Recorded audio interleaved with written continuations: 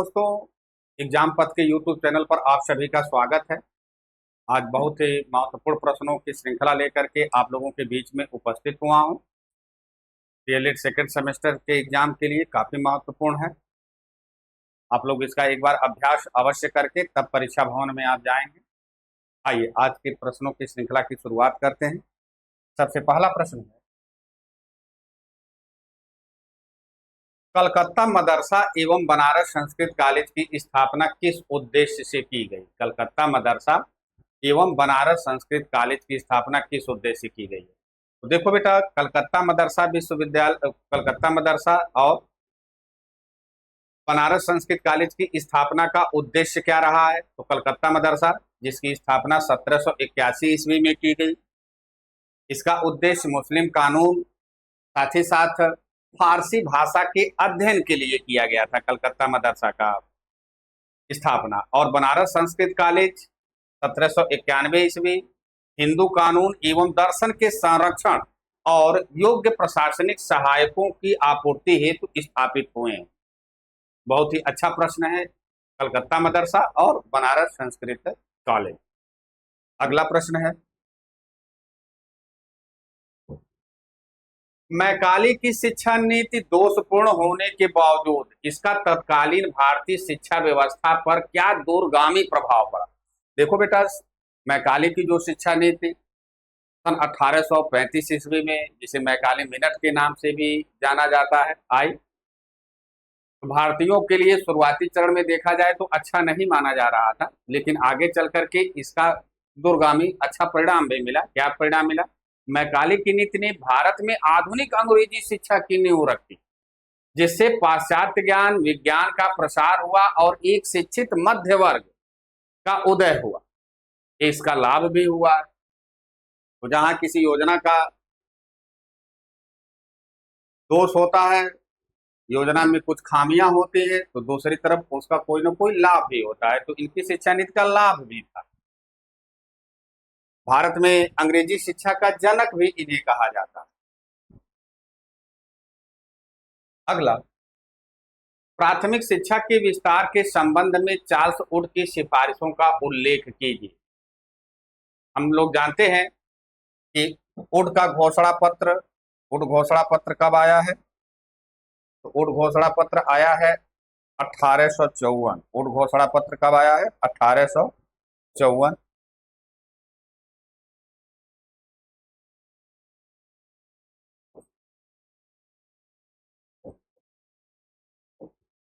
1854। ये पहला ऐसा शिक्षा आयोग रहा जिसने भारत की संपूर्ण शिक्षा व्यवस्था के हर एक पहलू पर, हर एक क्षेत्र पर, हर एक स्तर पर सुधार के लिए सुझाव दिया है। इसीलिए वुड घोषणा पत्र को भारतीय शिक्षा का मैग्ना कार्टा भी कहा जाता है। मैग्ना कार्टा, भारतीय शिक्षा का महाधिकार पत्र भी कहा जाता है, शिलालेख भी कहा जाता है। इसकी कुछ प्रमुख घोषणाएं क्या रही? वुड ने प्राथमिक शिक्षा हेतु स्थानीय भाषाओं को माध्यम बनाने, व्यापक स्तर पर प्राथमिक विद्यालयों के जाल और सहायता अनुदान प्रणाली की सिफारिश की है। प्राथमिक शिक्षा के क्षेत्र में इन्होंने क्या कहा कि प्राथमिक जो शिक्षा वो मातृभाषा में प्रदान की जाए। ग्रामीण क्षेत्रों में, शहरी नगरीय क्षेत्रों में प्राथमिक विद्यालय स्थापित हो, जहां देशी भाषाओं के माध्यम से, मातृभाषाओं के माध्यम से शिक्षा प्रदान की जाए। ये प्रमुख सिफारिश रही है प्राथमिक शिक्षा के क्षेत्र में वुड आयोग की। साथ ही साथ यह भी कहा गया कि निजी क्षेत्र के लिए अनुदान पद्धति चलाई जाए। अगर कोई प्राथमिक शिक्षा के क्षेत्र में निजी प्रयास कर रहा है तो उसके लिए अनुदान पद्धति की शुरुआत की जाए। तो ये प्रमुख सुझाव रहे हैं वुड आयोग के प्राथमिक शिक्षा। वैसे तो बहुत सारे सुझाव रहे। लंदन विश्वविद्यालय के तर्ज पर भारत में भी विश्वविद्यालय स्थापित किए जाए, ऐसा भी सुझाव रहा है, लेकिन ये उच्च शिक्षा के लिए रहा है। लेकिन यहाँ प्रश्न क्या है? प्राथमिक शिक्षा के लिए। तो ये प्राथमिक शिक्षा के लिए प्रमुख सुझाव है। अगला, प्राथमिक शिक्षा के संदर्भ में अपव्यय एवं अवरोधन का अर्थ स्पष्ट कीजिए। अपव्यय एवं अवरोधन। देखो बेटा, अपव्यय एवं अवरोधन के विषय में सर्वप्रथम 1829 ईस्वी में हॉर्टोंग कमेटी ने सुझाव दिया था। किस कमेटी ने? हॉर्टोंग कमेटी या हॉर्टोंग समिति। कई बार यहां से भी प्रश्न आ जाता है कि अपव्यय एवं अवरोधन के विषय में सर्वप्रथम किसने सुझाव दिया है? तो सर्वप्रथम किसने सुझाव दिया है? हॉर्टोंग कमेटी, हॉर्टोंग समिति 1829 में सुझाव दिया है। यहाँ पर अपव्यय का मतलब क्या है कि बिना जिस स्तर की आप पढ़ाई कर रहे हैं, जैसे प्राथमिक स्तर की आप पढ़ाई कर रहे हैं, तो बिना उस स्तर को पूरा किए बीच में ही पढ़ाई छोड़ देना, ये क्या कहलाता है? शिक्षा के क्षेत्र में अपव्यय कहलाता है। और अवरोधन का मतलब क्या है? रुकावट। एक ही कक्षा में बार बार अनुत्तीर्ण होना, ये क्या कहलाता है? अवरोधन कहलाता है। अपव्यय का मतलब कि बिना शिक्षा पूरा किए आप बीच में ही पढ़ाई छोड़ देते हैं, तो ये अपव्यय कहलाता है। और एक ही कक्षा में अनुत्तीर्ण होकर बार बार रुके रहना, ये क्या कहलाता है? अवरोधन कहलाता है। अगला, पी मोस्ट कार्यक्रम का पूरा नाम लिखिए। पी मोस्ट कार्यक्रम का फुल फॉर्म क्या होता है? Programme of mass orientation for school teacher. Hindi में कहा जाता है स्कूल अध्यापकों का विस्तृत अभिविन्यास कार्यक्रम या अभिनवीकरण कार्यक्रम के नाम से भी जाना जाता है। तो ऐसे भी प्रश्न आ सकते हैं, पी मोस्ट हो जाए, एसओपीटी हो जाए, इन सब का फुल फॉर्म भी पूछ सकता है। तो पी मोस्ट का फुल फॉर्म क्या है? Programme of mass orientation for school teacher, और हिंदी में कहा जाता है स्कूल अध्यापकों का विस्तृत अभिनवीकरण कार्यक्रम या विस्तृत अभिविन्यास कार्यक्रम भी कहा जाता है। अगला देखिए, एसओपीटी भी आ गया। एसओपीटी किस स्तर के अध्यापकों हेतु संचालित की गई है? तो यह कार्यक्रम भी प्राथमिक विद्यालयों के शिक्षकों की शिक्षण की नई प्रविधियों में दक्ष बनाने हेतु संचालित किया गया। जो भी नवाचार प्राथमिक शिक्षा के क्षेत्र में हो रहे हैं, उसमें शिक्षकों को क्या किया जाए? दक्ष किया जाए। जो भी सहायक सामग्री है उनका प्रयोग कैसे किया जाए, इसमें दक्ष किया जाए, कार्यकुशल बनाया जाए। इस उद्देश्य से एसओपीटी कार्यक्रम भी संचालित किया जाता है। अगला है, उत्तर प्रदेश बेसिक शिक्षा परियोजना मूलतः किन किन कार्यों से संबंधित है? संक्षेप में लिखिए। तो उत्तर प्रदेश बेसिक शिक्षा परियोजना जो 1981 ईस्वी में आई, इस परियोजना का मुख्य उद्देश्य क्या है? प्राथमिक शिक्षा का सार्वभौमिकरण, नामांकन में वृद्धि करना, गुणवत्ता में सुधार करना, संस्थागत क्षमता को बढ़ाना और सुदृढ़ीकरण करना, इन सबसे संबंधित है बेसिक शिक्षा, उत्तर प्रदेश बेसिक शिक्षा परियोजना 1981। अगला, विद्यालयोन्मुखी कार्यक्रम से आप क्या समझते हैं? विद्यालयोन्मुखी, इसके शब्द से अर्थ निकालिए, संधि कर दीजिए। विद्यालय उन्मुखी यानी विद्यालय की ओर उन्मुख। तो इसमें क्या किया जाता है? या प्राथमिक कक्षा के बच्चों को विद्यालय के वातावरण के प्रति सहज बनाने और सीखने के प्रति रुचि जागृत करने के विशेष उपक्रम है। इसी के अंतर्गत एक कार्यक्रम चलाया गया, स्कूल चलो अभियान। स्कूल चलो अभियान, तो स्कूल चलो अभियान किस प्रकार का कार्यक्रम है? तो ये भी विद्यालयोन्मुखी कार्यक्रम। अगला, पूर्व प्राथमिक शिक्षा परियोजना के अंतर्गत शिशुओं के सर्वांगीण विकास हेतु कौन कौन से क्रियाकलापों का आयोजन किया जाता है? तो देखेंगे, पूर्व प्राथमिक यानी आप बाल वाटिका, आंगनबाड़ी में जब बच्चों को ले जाते हैं तो वहां पर कौन कौन से क्रियाकलापों का आयोजन किया जाता है? तो इसके अंतर्गत खेल, गीतों के माध्यम से, कहानियों के माध्यम से, रचनात्मक गतिविधियों के माध्यम से शिशुओं का शारीरिक, मानसिक, सामाजिक विकास पर बल दिया जाता है। ये सारे कार्यक्रम छोटे बच्चों के ऊपर लागू किए जाते हैं, कराए जाते हैं, जिससे उनके अंदर शारीरिक विकास, मानसिक विकास, सामाजिक विकास, ये सब सौंदर्यानुभूति, ये सारी चीजें उनके अंदर हो सके। अगला, सर्व शिक्षा अभियान के सफल क्रियान्वयन हेतु सरकार द्वारा कौन कौन सी योजनाएं चलाई जा रही हैं?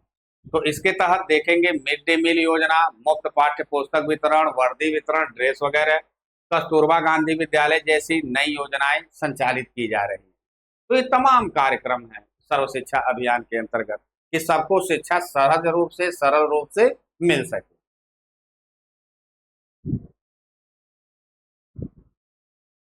कस्तूरबा गांधी आवासीय बालिका विद्यालयों की मॉनिटरिंग का क्या प्रावधान है?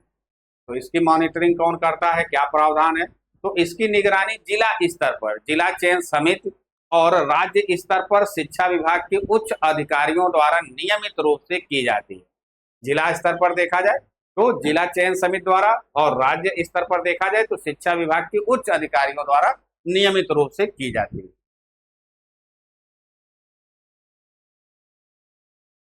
भारत में निःशुल्क तथा अनिवार्य शिक्षा की उन्नति के मार्ग में मुख्य कठिनाइयां क्या हैं? तो मुख्य कठिनाइयां क्या हो सकती हैं? तो प्रमुख बाधाएं क्या हो सकती हैं? एक तो निर्धनता है, जनसंख्या वृद्धि है, शिक्षकों की कमी है, सामाजिक रूढ़िवादिता है, आधारभूत सुविधाओं का अभाव है, जागरूकता का अभाव है, अशिक्षा भी है। जो लोग पहले से अशिक्षित है वो अपने बच्चों को पढ़ने लिखने के लिए प्रेरित नहीं कर पाते हैं, क्योंकि जो व्यक्ति अशिक्षित होता है तो शिक्षा के महत्व को भी नहीं समझ पाता है। तो ऐसे बहुत सारे कारण हैं जो निःशुल्क और अनिवार्य शिक्षा में बाधा उत्पन्न कर सकते हैं या करते भी। अगला, जिला प्राथमिक शिक्षा कार्यक्रम डीपीईपी की रणनीतियों के विषय में संक्षेप में लिखिए। डीपीईपी जिला स्तर का एक कार्यक्रम है।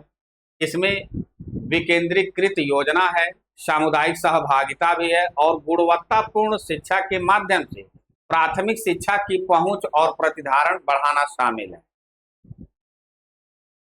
ये डीपीईपी का प्रमुख उद्देश्य है। अगला है संपूर्ण साक्षरता अभियान। जो कार्यक्रम है इनकी किन्हीं 3 विशेषताओं का उल्लेख करिए। तो देख लो, यह जन भागीदारी पर आधारित है, पहली विशेषता। इसमें समयबद्ध लक्ष्य होते हैं, समय समय पर जिनको क्या करना होता है, पूरा करना होता है।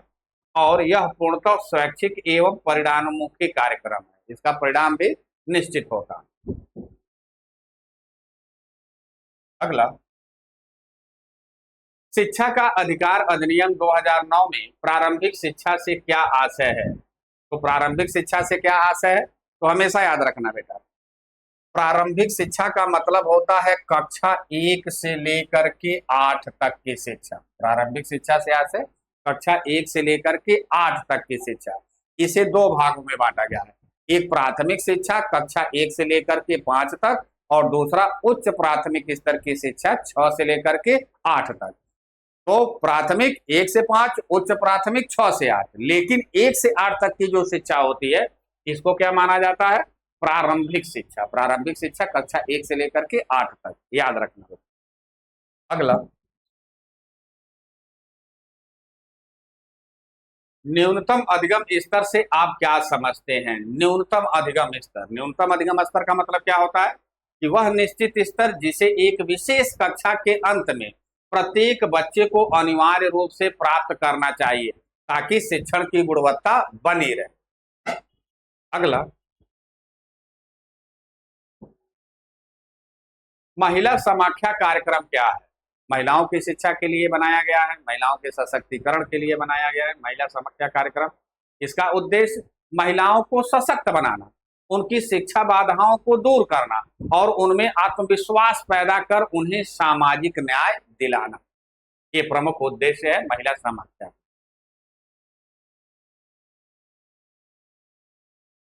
अगला है ऑपरेशन ब्लैक बोर्ड योजना को लागू करने का उद्देश्य क्या है?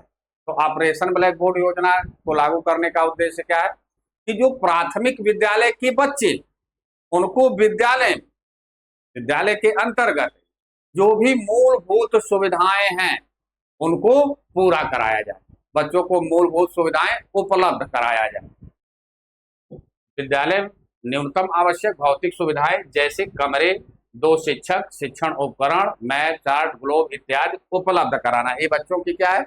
मूलभूत आवश्यकता है। विद्यालय नजदीक होना चाहिए, विद्यालय में कक्षा कक्ष होना चाहिए, पढ़ाने वाले शिक्षक होना चाहिए, शिक्षण सहायक सामग्री होनी चाहिए, खेल सामग्री होनी चाहिए।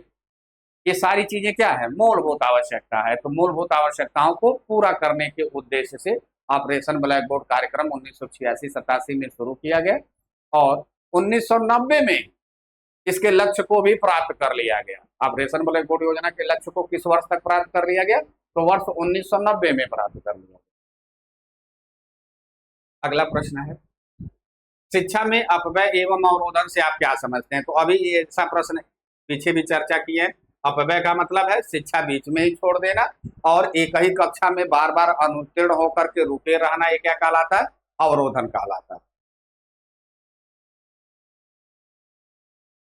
हंसा मेहता समिति 1962 के प्रमुख सुझाव क्या रहे? तो हंसा मेहता समिति, जिसका गठन 1962 ईस्वी में किया गया, इस समिति ने प्राथमिक स्तर पर लड़के और लड़कियों के लिए समान पाठ्यक्रम रखने और महिला शिक्षकों की नियुक्ति का सुझाव दिया था। प्रमुख इसका सुझाव रहा।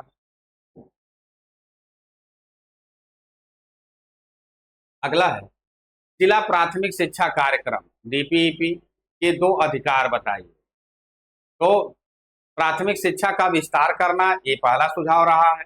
विद्यालय छोड़ चुके बच्चों की शिक्षा को मुख्य धारा से फिर से उनको जोड़ा जाए, ये भी रहा है।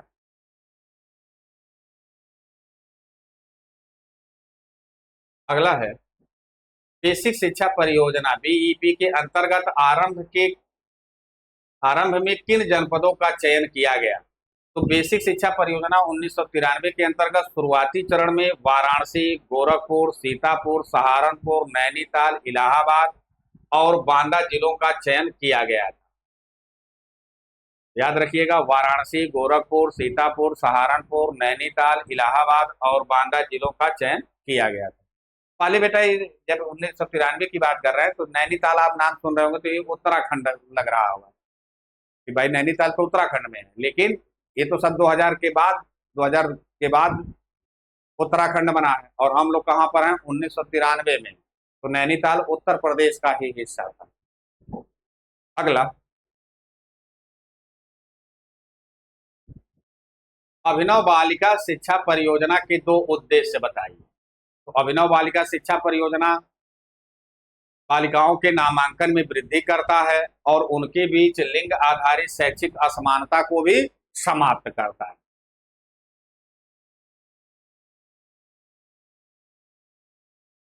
बहुत ही देखे होंगे, बहुत ही अच्छे प्रश्नों को रखा गया है, इसको आप ले जाते हैं तो लघुत्तरी, अति लघुत्तरी जो प्रश्न है इसको बड़े आराम से आप कर ले जाओगे।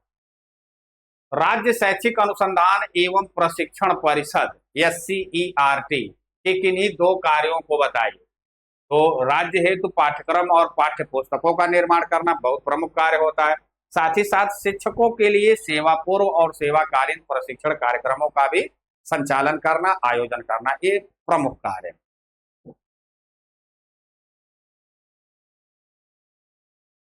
अगला है, राष्ट्रीय शिक्षक शिक्षा परिषद NCTE की स्थापना कब हुई थी? तो राष्ट्रीय शिक्षक शिक्षा परिषद की स्थापना 1993 के अधिनियम के तहत 17 अगस्त सन 1995 को हुई।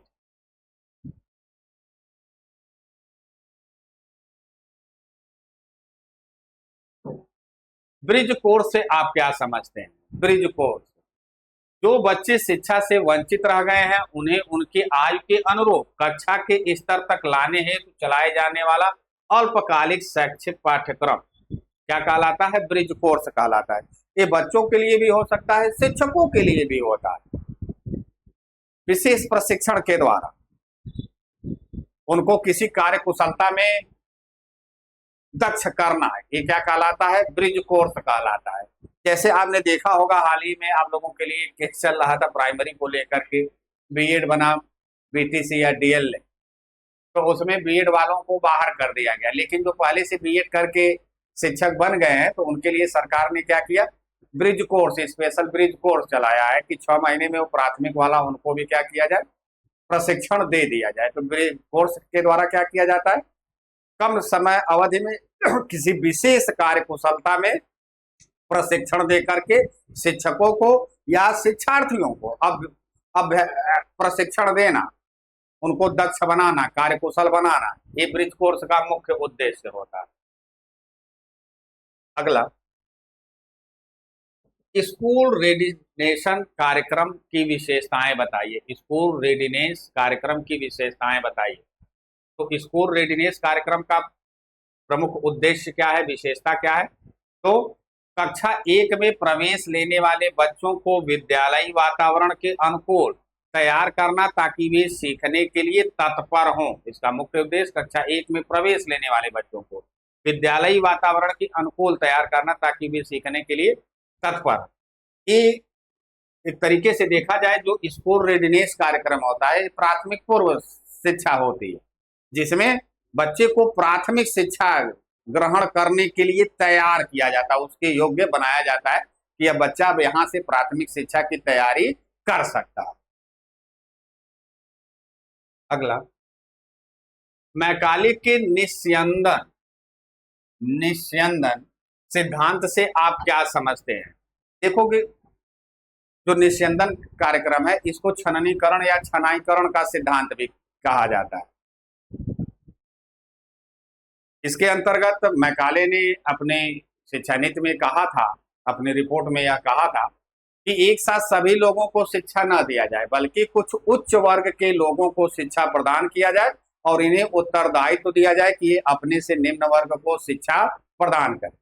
यानी एक उच्च वर्ग को शिक्षा दिया जाए और इनको उत्तरदायित्व दिया जाए कि निम्न वर्ग को शिक्षा प्रदान करें, यानी उच्च वर्ग से छन छन करके निम्न वर्ग तक शिक्षा पहुंचे। इसी को क्या बोला जाता है? निस्यंदन सिद्धांत या छनाईकरण का सिद्धांत भी बोला जाता है। अगला है, प्राथमिक शिक्षा के संबंध में वुड डिस्पैच की प्रमुख संस्तुतियां क्या है? तो इस टाइप का प्रश्न रहा है पहले भी। प्राथमिक शिक्षा के संबंध में शिक्षा विभाग की स्थापना की जाए। विश्वविद्यालय हालांकि प्राथमिक शिक्षा के अंतर्गत नहीं आएगा, ये तो उच्च शिक्षा के अंतर्गत आएगा। प्राथमिक शिक्षा मातृभाषा में प्रदान की जाए, यह कहा गया। महिला शिक्षा को प्रोत्साहन दिया जाए, यह भी कहा गया है। साथ ही साथ अंग्रेजी भाषा को भी महत्व प्रदान किया जाए, ये भी कहा गया है। साथ ही साथ देश में प्राथमिक पाठशालाएं स्थापित किया जाए, यह भी कहा गया। और शिक्षा के क्षेत्र में निजी प्रयत्नों को प्रोत्साहित किया जाए, यह भी कहा गया। जिला शिक्षा एवं प्रशिक्षण संस्थान की स्थापना, जिला शिक्षा एवं प्रशिक्षण संस्थान की स्थापना किस शिक्षा आयोग की संस्तुति पर की गई है? जिला शिक्षा एवं प्रशिक्षण संस्थान अर्थात डाइट की स्थापना किस शिक्षा आयोग की संस्तुति पर की गई है? तो जिला शिक्षा एवं प्रशिक्षण संस्थानों की स्थापना ये सब राष्ट्रीय शिक्षा नीति 1986 के सुझाव के आधार पर आए हैं। तो क्या हो जाएगा? राष्ट्रीय शिक्षा नीति 1986। अगला है, स्वतंत्रता के समय भारत में साक्षरता कितने प्रतिशत थी? तो स्वतंत्रता प्राप्ति के समय 12 से 18%, यानी औसतन देखा जाए तो लगभग 14%। औसतन कितनी थी? 14% के आसपास थी।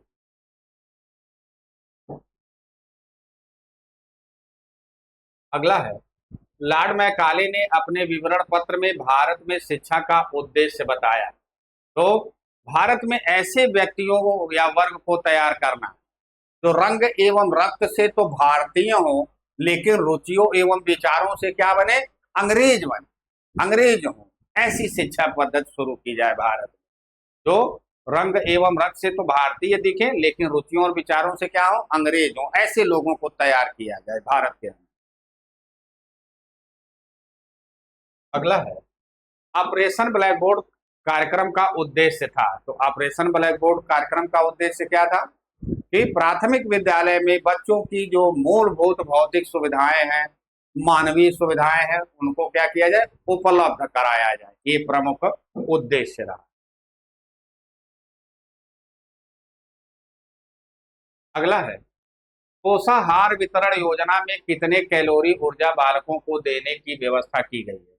तो याद रखिएगा, प्राथमिक स्तर पर बालकों को प्रतिदिन कम से कम 450 कैलोरी और 12 ग्राम प्रोटीन युक्त भोजन देने की व्यवस्था की गई है। तो याद रखिएगा, 450 कैलोरी और 12 ग्राम प्रोटीन कम से कम, इतना बच्चों को उपलब्ध कराया।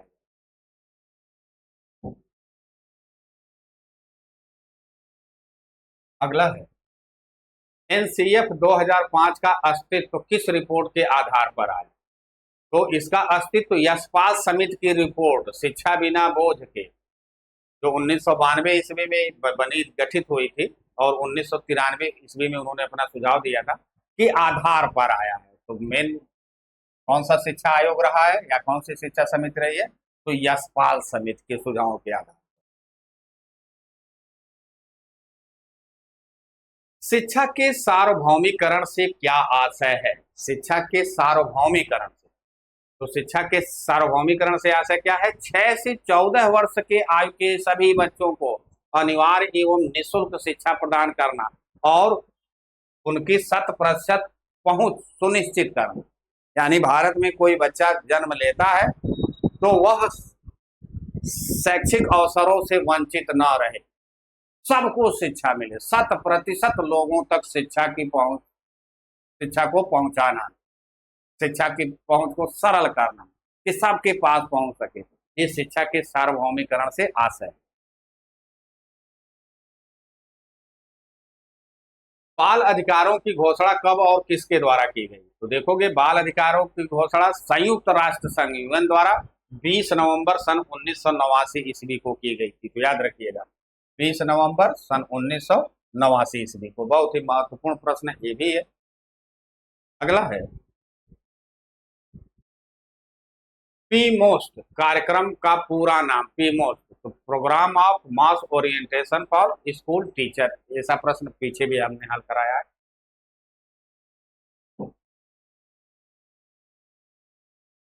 विद्यालयोन्मुखी कार्यक्रम से आप क्या समझते हैं? तो इस टाइप के भी प्रश्न पीछे कराए हैं। विद्यालयोन्मुखी यानी विद्यालय की ओर उन्मुख होना, बच्चों को स्कूल आने के लिए प्रेरित करने और प्राथमिक कक्षाओं में उनके ठहराव को सुनिश्चित करने का कार्यक्रम।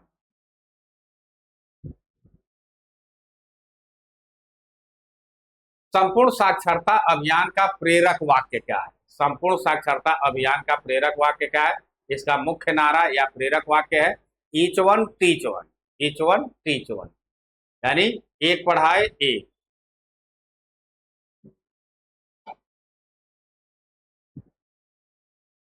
अगला है कस्तूरबा गांधी बालिका विद्यालय का संक्षिप्त परिचय दीजिए। कस्तूरबा गांधी बालिका विद्यालय का संक्षिप्त परिचय। तो देखेंगे, यह योजना पिछड़े क्षेत्रों की अनुसूचित जाति, जनजाति या अन्य पिछड़ा वर्ग, अल्पसंख्यक वर्ग की बालिकाओं को आवासीय विद्यालय सुविधा प्रदान करना इसका उद्देश्य है। कि जो देश में दुर्गम क्षेत्र है, दुर्गम क्षेत्र जहां अनुसूचित जाति, अनुसूचित जनजाति, पिछड़ी जाति इनकी बहुलता होने के कारण शैक्षिक सुविधाएं बहुत कम है या नहीं, वहां की बालिकाओं को उच्च प्राथमिक स्तर, याद रखिएगा, उच्च प्राथमिक, 6 से 8 के लिए, प्राथमिक के लिए नहीं, उच्च प्राथमिक शिक्षा उपलब्ध कराना कस्तूरबा गांधी बालिका विद्यालय योजना का प्रमुख उद्देश्य। अगला है एनसीईआरटी के प्रमुख कार्य लिखिए। तो ऐसे तो बहुत सारे एनसीईआरटी के कार्य हैं, लेकिन कुछ प्रमुख कार्य। राष्ट्रीय स्तर पर स्कूली शिक्षा हेतु पाठ्यक्रम का निर्माण करना, अनुसंधान को बढ़ावा देना और शैक्षिक नवाचारों का प्रचार प्रसार करना।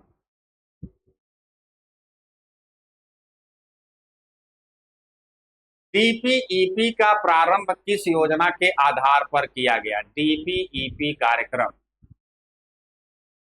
तो जिला प्राथमिक शिक्षा कार्यक्रम 1994 का प्रारंभ विश्व बैंक के सहयोग से एनईपी 1986 के लक्ष्यों को प्राप्त करने हेतु किया गया। तो विश्व बैंक के सहयोग से किया गया। राष्ट्रीय पाठ्यशुल्क 2005 में शिक्षक के क्या दृष्टिकोण है? राष्ट्रीय पाठ्यचर्या 2005 में शिक्षक के क्या दृष्टिकोण है?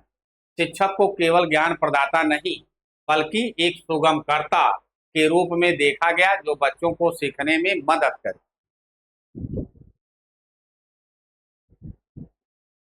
अगला है भारत में निःशुल्क एवं अनिवार्य शिक्षा की उन्नति में मुख्य कठिनाइयां क्या है? तो अभी ऐसा प्रश्न भी हमने पीछे हल किया।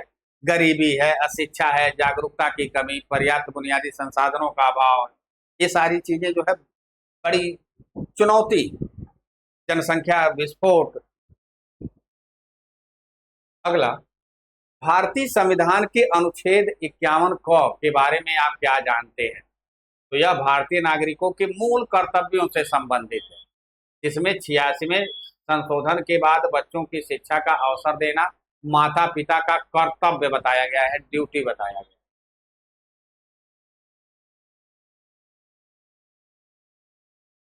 उनका घोषणा पत्र 1854 की शिक्षा संबंधी उद्देश्य क्या थे? तो इस टाइप का भी हमने प्रश्न हल किया है अभी पीछे। भारतीय जनता का बौद्धिक विकास करना, नैतिक स्तर उठाना, अंग्रेजी प्रशासन के लिए विश्वसनीय कर्मचारी तैयार करना, ये प्रमुख उद्देश्य रहा।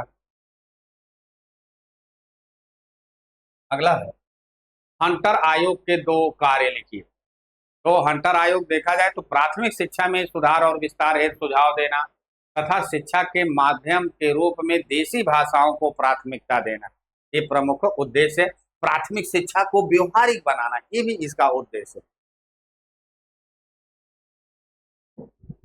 राष्ट्रीय स्तर पर शिक्षा के कौन कौन से अभिकरण हैं? तो राष्ट्रीय स्तर पर देखा जाए तो एनसीईआरटी है, एनसीटी है, एनआईईपीए है और यूजीसी जैसे संस्थान राष्ट्रीय स्तर पर शिक्षा की नीति और गुणवत्ता का संचालन करते हैं।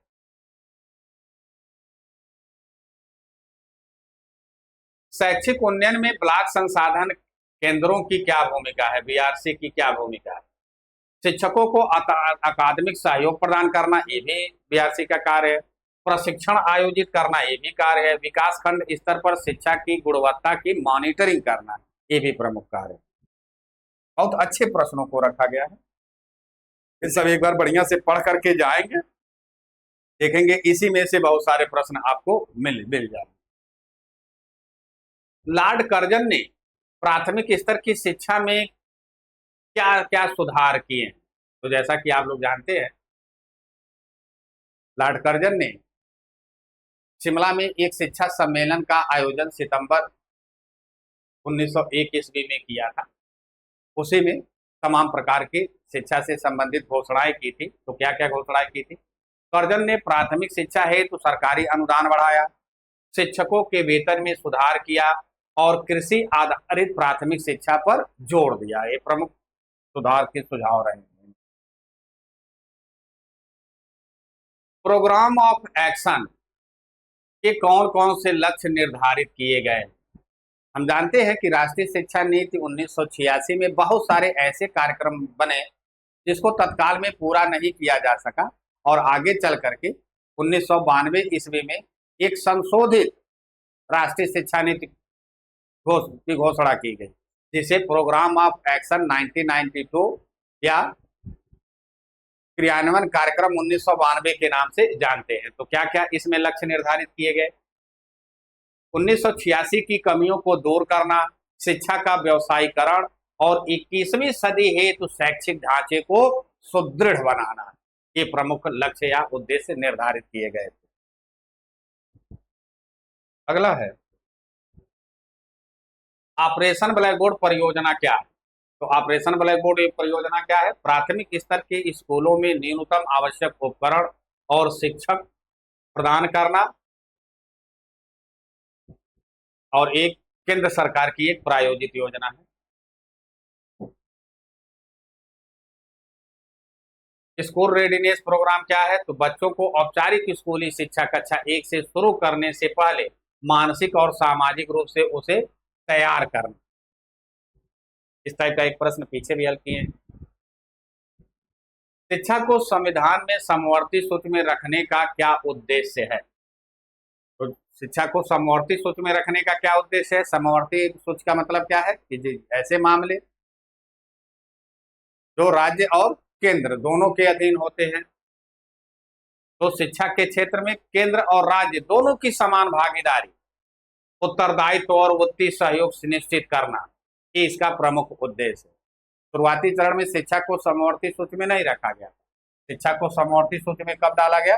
सन 1976 ईस्वी में। कभी आ जाए कि शिक्षा को समवर्ती सूची में कब डाला गया? तो सन 1976 ईस्वी में डाला गया।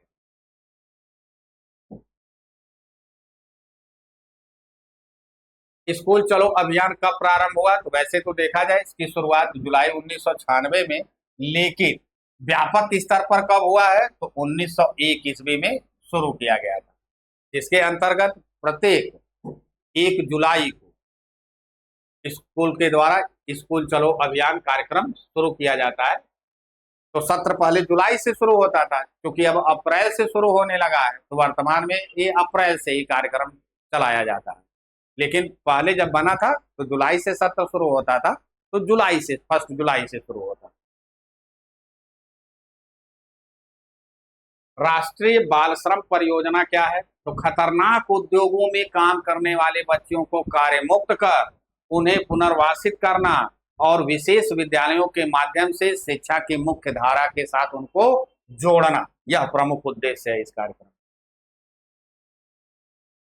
अगला है सीटीई किस स्तर के शिक्षकों को तैयार करता है? सीटीई किस स्तर के शिक्षकों को तैयार करता है? तो कॉलेज ऑफ टीचर एजुकेशन माध्यमिक स्तर कक्षा 9 से 10 के शिक्षकों को तैयार करने और उनके पेशेवर विकास हेतु संचालित एक कार्यक्रम। अगला प्रश्न है मिड डे मील योजना को स्पष्ट करिए। तो मिड डे मील योजना क्या है? प्राथमिक विद्यालयों में बच्चों के नामांकन में वृद्धि करना, उनके ठहराव को बढ़ाना, पूरे समय तक विद्यालय में बने रहें, साथ ही साथ कुपोषण से उनको बचाना और सामाजिक सौहार्द तथा भाईचारे का विकास करना इस कार्यक्रम का प्रमुख उद्देश्य रहा।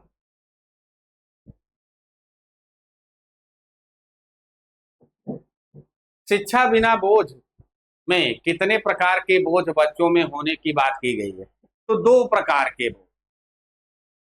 इन्होंने 2 प्रकार के बोझों को कम करने के लिए सुझाव दिया है। पहला तो यह कि बच्चे कम समय में अनेक प्रकार के विषयों का जो ज्ञान अर्जित करते हैं, इसे एक प्रकार का मानसिक बोझ कहा गया है। कक्षा 1 ही से 2 से 3 से 4 से छोटी उम्र में बच्चों को अंग्रेजी, संस्कृत, हिंदी, गणित, विज्ञान, सामाजिक विज्ञान सभी विषयों को पढ़ना, एक सत्र में इन सभी विषयों को तैयार करना, तो एक इस प्रकार का बोझ है, ये मानसिक बोझ।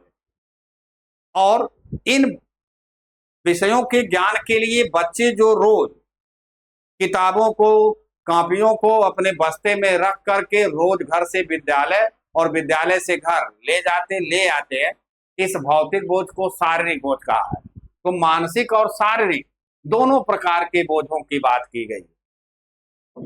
शारीरिक बोझ को भी कम किया जाए और साथ ही साथ मानसिक बोझ को भी कम किया जाए। अगला है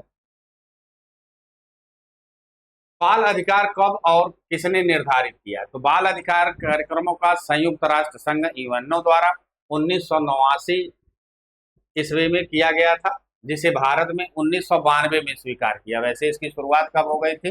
1989 में, लेकिन इसे भारत में कब शुरू किया गया है? तो 1992 ईस्वी। अगला है उड़ घोषणा पत्र के 2 गुण बताएं। तो पहला है भारतीय भाषाओं को महत्व देना और स्त्री शिक्षा और व्यावसायिक शिक्षा को बढ़ावा देने की स्पष्ट नीति। वैसे तो बहुत सारे हो सकते हैं। कोठारी आयोग की नियुक्ति के 2 प्रमुख उद्देश्य बताएं। तो राष्ट्रीय विकास हेतु शिक्षा प्रणाली का पुनर्गठन करना और प्राथमिक से लेकर उच्च शिक्षा तक एक समान ढांचे 10+2+3 का सुझाव देना। इन्होंने 10+2+3 शिक्षा प्रणाली का भी सुझाव दिया है। अभी तक ये चल रही थी, अब इसको हटा दिया गया है। अब ये नीति 2020 में अब ये हट गया है।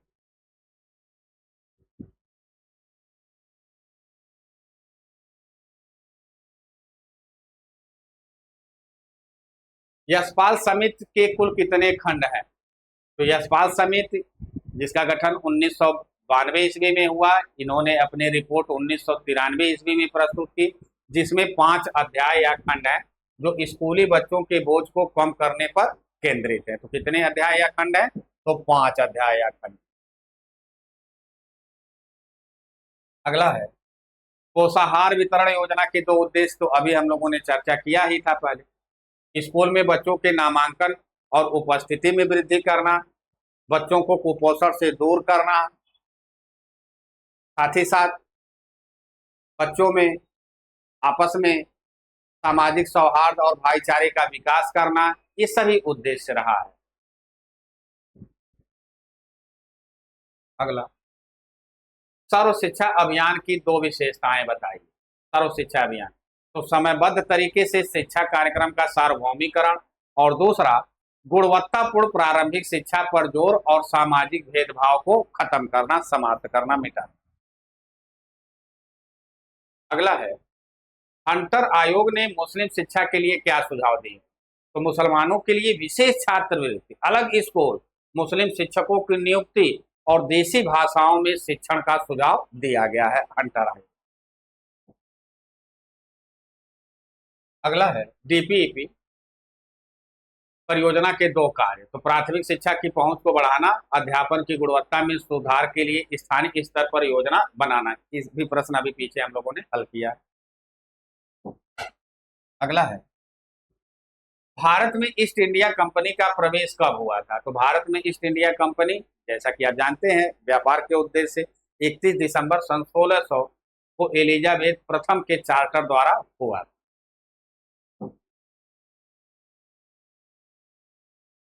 मिशनरी स्कूलों की दो विशेषताएं बताइए। तो मिशनरी स्कूल क्या करते हैं, अंग्रेजी माध्यम से शिक्षा पर जोर देते हैं तथा साथ ही साथ देखा जाए ईसाई धर्म और नैतिकता की शिक्षा को अनिवार्य बनाते हैं।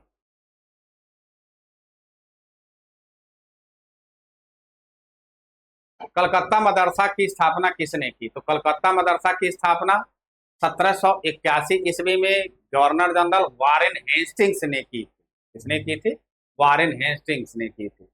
फारसी भाषा के अध्ययन पर जोर दिया जाता था इसमें। अगला प्रश्न है, धार्मिक शिक्षा के संदर्भ में हंटर आयोग के मुख्य सुझाव बताइए। तो सरकारी विद्यालयों में धार्मिक शिक्षा न दी जाए, लेकिन निजी विद्यालयों को अपने धर्म की शिक्षा देने की छूट दी जा सकती है, ऐसा सुझाव था। अगला है, किस वर्ग की शिक्षा में छनाई सिद्धांत लागू किया गया था। तो उच्च वर्ग के लिए, केवल उच्च वर्ग के लोगों को शिक्षा प्रदान किया जाए और इन्हें उत्तरदायित्व दिया जाए कि अपने से निम्न वर्ग को शिक्षित करें। ये प्रमुख उद्देश्य रहा है इसका। अगला है, नवीन शिक्षा नीति के दो दोष बताइए। तो पहला दोष क्या है, क्षेत्रीय असंतुलन का बना रहना, और दूसरा है शिक्षा का अत्यधिक केंद्रीकरण और ग्रामीण क्षेत्रों में संसाधनों की भारी कमी। भाई जब संसाधन की आपूर्ति आप नहीं करेंगे तो शिक्षा की गुणवत्ता में वृद्धि कैसे हो सकती है। तो ये प्रमुख दोष है।